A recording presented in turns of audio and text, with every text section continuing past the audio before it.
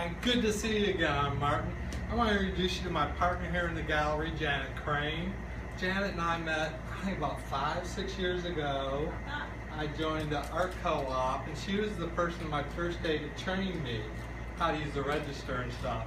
And while she was showing me what to do, a lady was looking in the front window of the building, and Janet goes, "If you see somebody outside looking in, go out and invite them in." I thought, this girl's crazy. I ain't go outside and talk to a stranger. He didn't think I was crazy, but I went out and I invited the lady into the shop, and she came in and she bought something. So at that point, I was like, I want to know this girl. And then after that, a little while later, we got to be good friends, and we started collaborating on pieces of jewelry. I did little porcelain cabochons for the center, hand-painted Florida scenes, and then she wrapped them.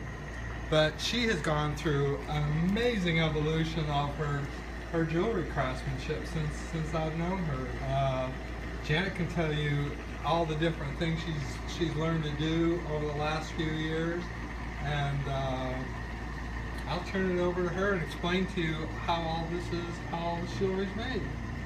Well, yes, we met, and I loved Martin's pottery, the little pottery he did, three-dimensional of the bears and the pictures and things like that. I was very impressed with that. He liked my wire work that I did. I do a lot of wire wrapping on stones and things, and so based on that, we basically formed this collaboration. We've probably done hundreds. I really can't say. I know it's over 100. I've lost my eyesight from trying to squint things. Yes, I've had to make him really tiny brushes so that he can do this, but and give him a magnifying glass and a new light for his workstation. So yes, I keep him in the tools so I don't hear too many complaints. But at any rate, we started this collaboration. It's been really great and very popular. And then I love wire. I start out with basically coils of wire when I work with things. If I want to do a wire wrapping, it usually uses about 6 feet, maybe 10 feet of wire to come around the base, and then also each of these coils is individually wrapped around to make the pieces of jewelry. And this is all pure silver. All silver, all sterling silver. I actually use a higher level of silver, an Argentium silver, which is 935 instead of 925, so it has more of a tarnish resistance quality to it.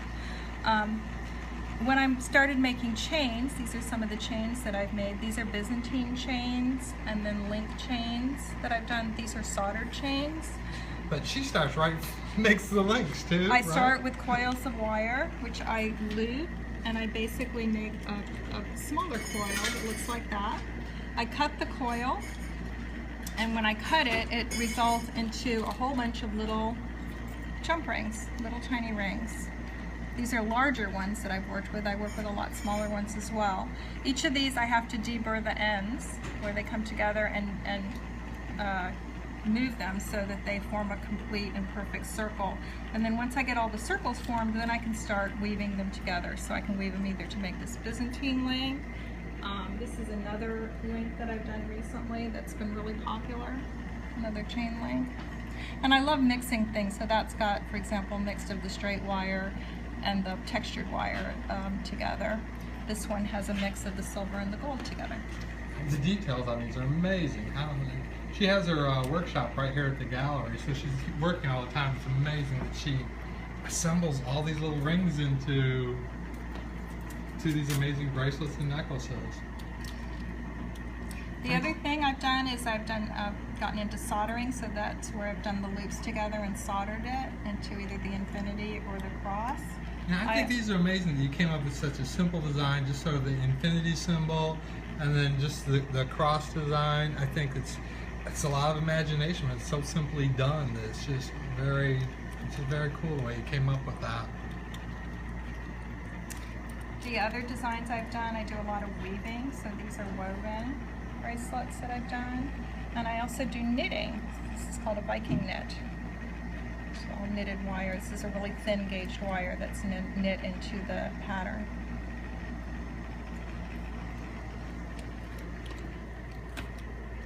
I think another thing is the fact that you love rocks so much. You have the most amazing knowledge and variety of stones that you wrap.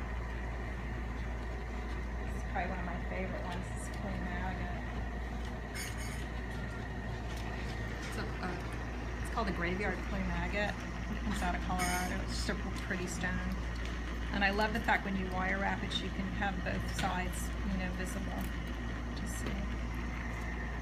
You know, another thing I know that you just started this summer was sculpting in silver.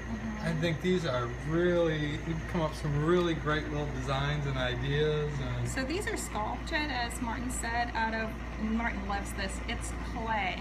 It's silver clay. So when I told this to Martin, he was all excited. We're going to both be playing in clay. You mold whichever design you like, sculpt out the design you like.